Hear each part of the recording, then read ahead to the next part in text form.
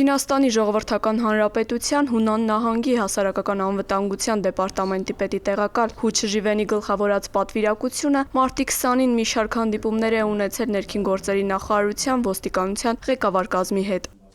Քրեական ոստիկանության գլխավոր վարչության պետ ոստիկանության պետի տեղակալ Վարդան Վարդանյանը հանդիպման ժամանակ բարձր է գնահատել երկու երկրների միջև ձևավորված սերտ համագործակցությունը, մասնավորապես իրավապահ ոլորտում։ Նա հյուրերին ներկայացնելով քրեական ոստիկանության գործառույթները կարևորել է հանցավորության դեմ պայքարում միջազգային համագործակցությունը։ Այդ համատեքստում մասնավորապես առանձնացրել է թմրամիջոցների ապօրինի շրջանառության եւ համացանցի միջոցով խարդախությունների դեպքերը, որոնք հաճախ անդրազգային բնույթ են կրում։ Հու Չժիվենը շնորհակալություն հայտնելով ջերմընդունելության համար անդրադարձել է միջազգային փորձի փոխանակման անհրաժեշտությանը եւ հանրության անվտանգությանը միտված ծրագրերին։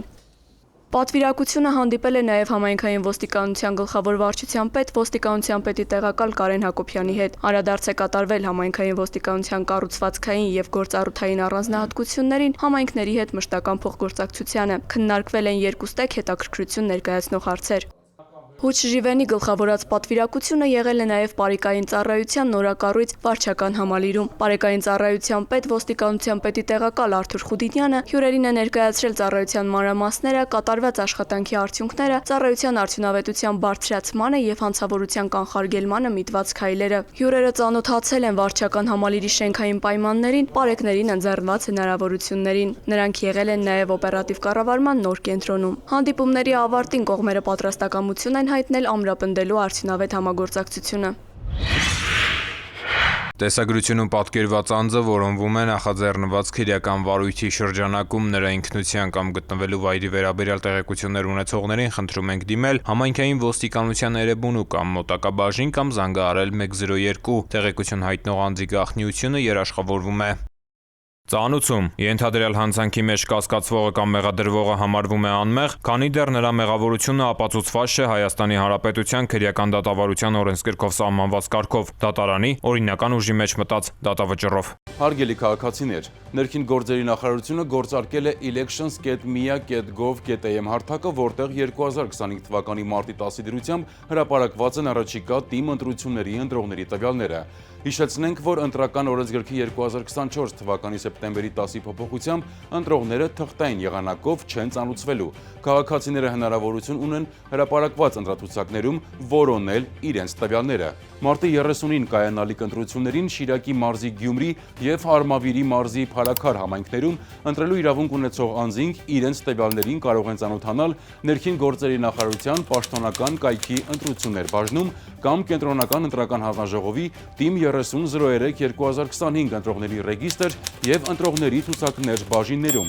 Կենտրոնական ընտրական հանձնաժողովի ՏԻՄ ընտրողների ռեգիստրի որոնմամբ հնարավոր է քարտեզի վրա տեսնել տեղամասային կենտրոնի հասցեն։ Կյանքն անգին է։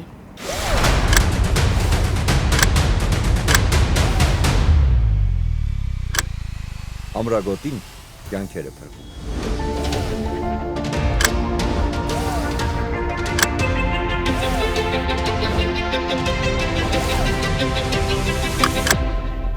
Ամրագոտին կյանքեր է փրկում։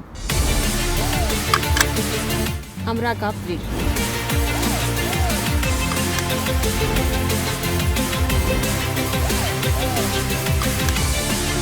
Ամրագոտին կյանք է փրկում։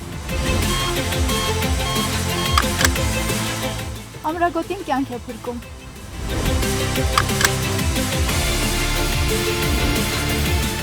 Ամրագոտին կյանք է փրկում։ Ամրագոտին Կյանք է փրկում։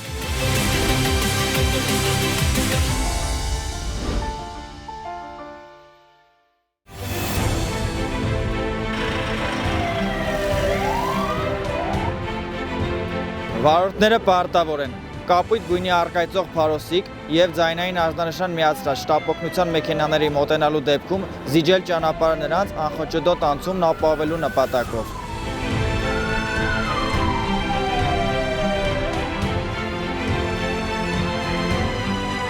Ճանապարհը չզիջելը առաջացնում է տուգանքի նշանակում նվազագույն աշխատավարձի 20 չափով 20,000 դրամ։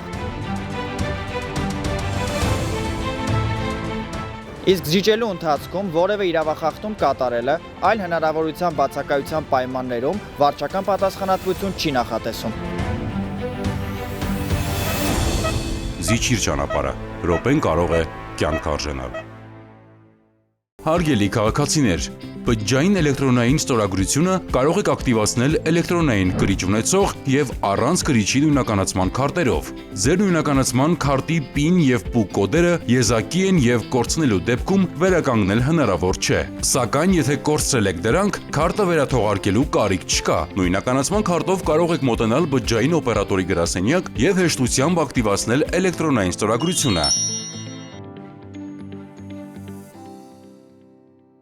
Հարգելի քաղաքացիներ, Road Police.am համակարգում էլեկտրոնային ծանուցումը ակտիվացնելու դեպքում տեսալուսանկարահանող սարքերով արձանագրված տուգանքի գումարը կարող եք վճարել 20%-ով պակաս։ Կարևոր է իմանալ, որ 20% բոնուսային բաղադրիչի կիրառման էլեկտրոնային ծանուցման եղանակը չի փոխարինում SMS ծանուցմանը։ Տեսալուսանկարահանող սարքերով արձանագրված խախտումներով, եթե օրինակ պետք է նշանակվեր 10,000 դրամ տուգանք, ապա ծանուցումն էլեկտրոնային եղանակով ստանալու դեպքում կկիրառվի բոնուսային նվազեցում եւ տուգանքի չափը կկազմի 8000 դրամ։ Օգտվեք թվային լուծումներից եւ վճարեք 20%-ով պակաս։